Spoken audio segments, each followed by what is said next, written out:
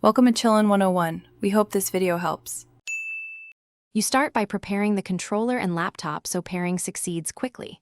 Make sure the controller has charge and the laptop's Bluetooth adapter is enabled. USB dongles often work better than built-in radios.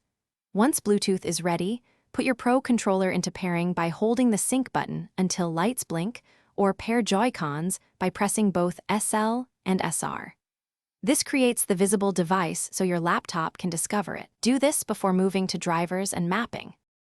Next, you install the software layer that makes the Switch controller act like a PC gamepad.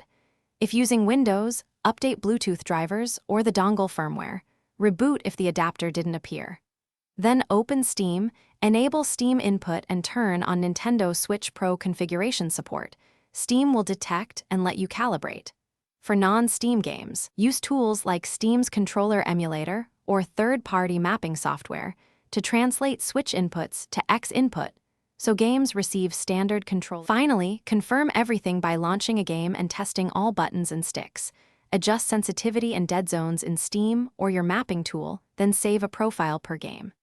If you see latency or dropouts, repair the controller, move the dongle closer, or restart the Bluetooth service. Once done, consider a wired USB connection or USB tethering as a fallback. It bypasses wireless issues.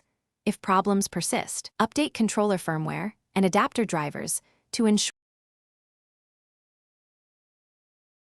Thanks for watching. Consider subscribing if we helped you.